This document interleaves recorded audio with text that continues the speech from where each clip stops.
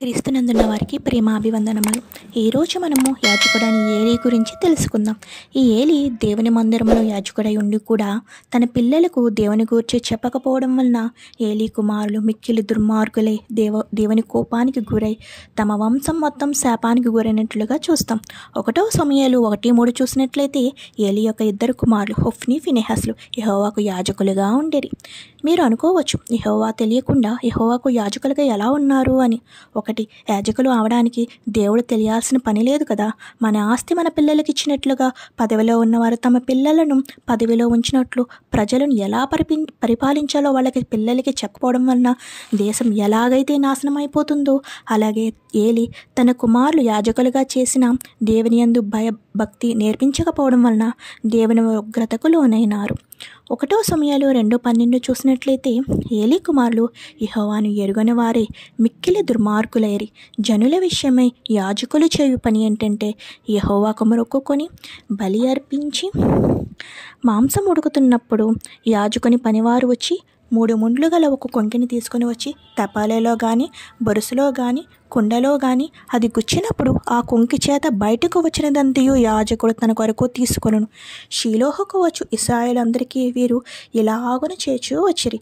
ఇదే వారి రూల్. కానీ ఏలీ కుమారుల పనివారు జనుల యొద్దకు వచ్చి, మీరు యాజకుల కోసం పచ్చి మాంసం కావాలని ఉడికిన మాంసం అతడు నీ యొద్ద తీసుకొనడు అని దౌర్జన్యంగా అడిగేవారు.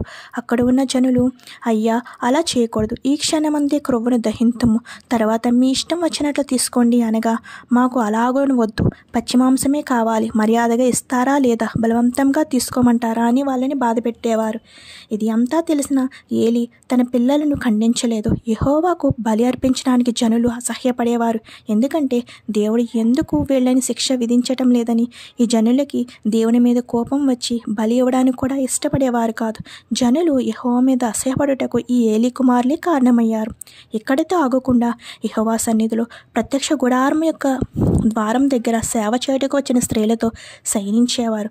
వీరి చెడుతనం దేవుని దృష్టికి బహు గొప్పదాయను గనుక వీరి కుమారుని దేవుడు చంపదలిచి ఉండెను. వెంటనే దైవజనుడు ఒకడు ఏలీ దగ్గరికి వచ్చి, నీ కుమారులు దేవునికి వ్యతిరేకంగా దేవుని సన్నిధిలో చేయు ఘోరమైన పాపములను నువ్వు అడ్డగించలేదు కనుక ఒక్క దినమందే నీ కుమారులు హొఫ్నీ ఫీనెహాసులు మరణిస్తారు. అంతేకాకుండా వారి తరతరాలు ముసలితనం చూడకుండా యవ్వనం అందే మరణిస్తారు.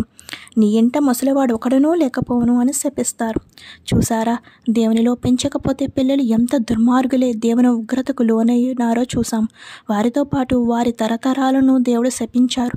ఏలీ మొదటే ఖండించి ఉంటే ఇలా జరిగేది కాదు. కనుక మనం దేవుని యందు భయభక్తులు గల వారిగా పెంచి దేవుని ఆశీర్వాదం పొంది మన ద్వారా మన తరతరాలు బాగుండాలని ఈ మాటలు ముగిస్తున్నాను.